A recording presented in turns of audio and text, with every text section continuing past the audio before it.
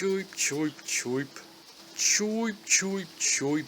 Is that Jake the dog, or maybe an Adventure Time take on a lightning elemental or something? They say at the end of every rainbow is a Bigsley-O'Caucus, providing for its young. One of these pots of gold is colloquially known as Biggs, and he's single-handedly bringing the critters of Crunchitoa Island to the brink of extinction. Don't worry, it seems as though it's part of this bizarre world's natural order. In this task, Biggs is only armed with their gluttony and his tongue, which he uses to fling smaller critters into the mouths of bigger critters, until they're overfed and pop. With each popped critter, or set of critters, a tasty fresh jewel falls to the floor for him to devour and enjoy. Once inside his stomach, the jewel gets digested by his stomach acid, until it is transformed into a nutrient-rich, rainbow-colored slop, which he carries around with him until he reaches his loving brood back home, at which time he promptly regurgitates it into their mouths to feed them, in so doing, preserving the circle of life and the way of Crunchitoa Island. Now that's creative, which is pleasantly surprising, because usually in this type of puzzler, pure puzzlers, the focus is more on the puzzling and the puzzle mechanics, instead of the character solving the puzzles or the world they occupy. I mean, just how much justification does columns give you? Also, the game does have some very nice backdrops for the puzzling. Very lush. Kind of like paintings with some hand-drawn animations for good measure. It's a pleasant treat for whenever you can actually tear your eyes away from the frantic puzzle action. The critters are well designed too, very cute, but distinct enough to make the game's mechanics viable under high-pressure situations and at high speeds. You know, size, shape, and color distinctions that immediately show you what has to go where, meaning that usually any mistakes you make are mistakes of the mind and not of the eye, or just nervous energy. Functional as well as beautiful. Ah, the splendor. The game does have something akin to a story, but nothing that in-depth. It's fairly humorous, and that humor is mainly relayed through the nature documentarian narrator Hank Hudson, who is obsessed with his newest subject, Biggs. He delivers his narration throughout your journey across Crunchitoa Island, as well as through some humorous suggestions when you lose. Funny moments are delivered, and the ending, while short, pays off immensely in my opinion, even though you have to go through a fair amount of levels to get it. And now on to arguably the most important part of this game, the puzzling. The adventure mode acts as the game's campaign, tasking you with traveling through Crunchitoa Island from area to area, level to level. Each new area relays a new game mechanic, or more often a new critter. Each critter is different and thus should be handled in different ways. So as you progress, it's not too samey, and requiring a new strategy to proceed is never that far away. The further you are on your journey across the island, the more critters are thrown in your way. And while none of the critters on their own are that difficult to handle, with the exception of the blocker, everything's happening too fast. I can't plan this quickly. During some of the later levels, when all of the critters are being thrown at you, sometimes on levels with difficult conditions, it can get rather taxing. Although I do suspect the more experienced puzzlers among you will get through it without too much difficulty. So the campaign is fun and varied, because not only do all these critters get thrown at you, in the adventure mode, there are also challenge and puzzle mode levels for you to sink your teeth into.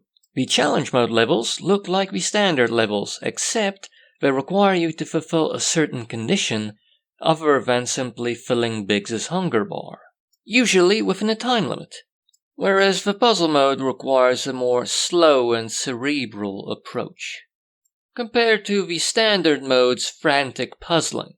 Each puzzle level is arranged differently with different critters, and requires you to clean the screen within a certain amount of moves.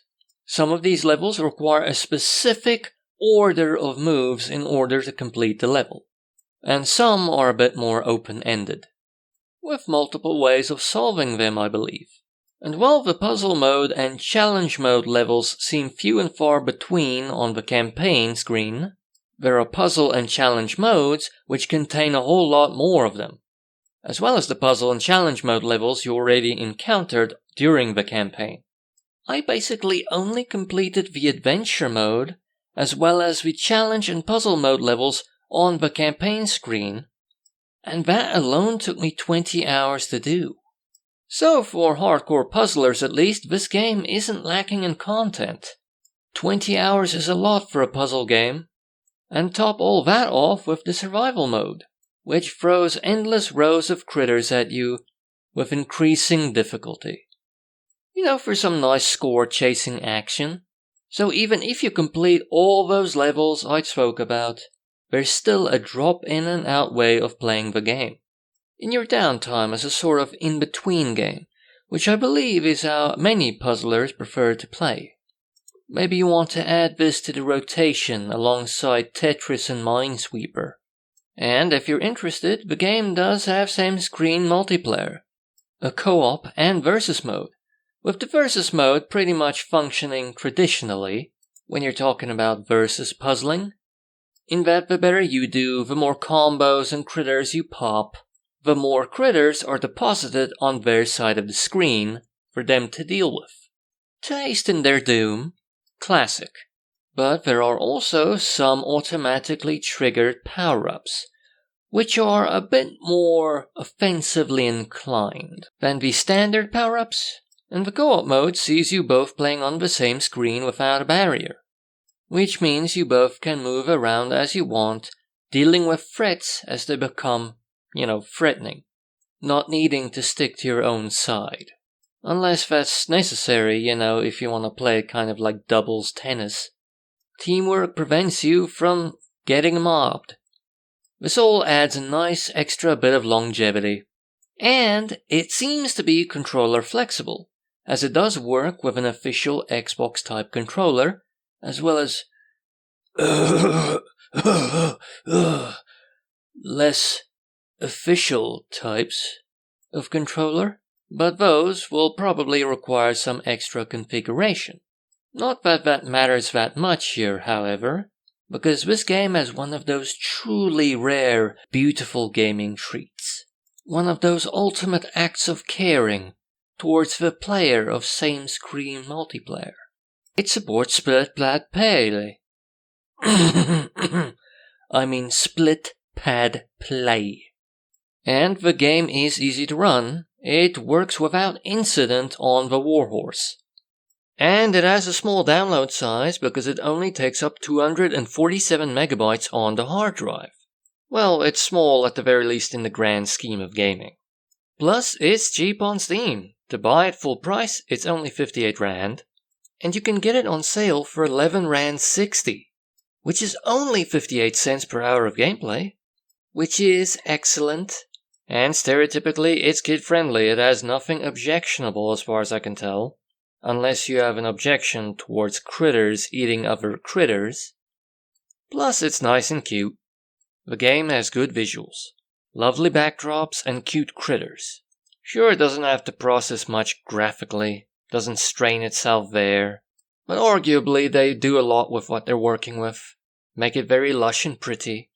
The game has nice puzzle mechanics, kind of familiar, but unique as well, and it can be played at fairly frantic speeds. The game has a lot of content, the adventure mode, puzzle mode, challenge mode, survival mode, and then same-screen co-op and versus modes. And the game kind of has some excellent world building. The concept is truly bizarre and brilliant.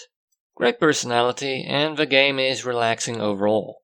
Maybe a good fit for those puzzlers who don't want to barrel through all the levels at once, want to have it as their in-between game to relax with. And while the story isn't a deep epic or anything, it does garnish itself with some nice funny moments. Plus, the ending pays off a treat. On the maybe side, some people might not like the frantic speeds at which you play sometimes. Those same relaxation puzzlers, for instance, might not like it. And also, it is a very singular experience. It's a very puzzly puzzle game. It's a pure puzzler. That's generally how these types of puzzle games are, and that's why some of you will love this game, but it's not for everyone. 20 hours can be a lot of time to stare at puzzles. But I don't believe I experienced that much fatigue, so I guess it was absorbing throughout. Come on, play it. You should really try this gem out. It's absolute punishment.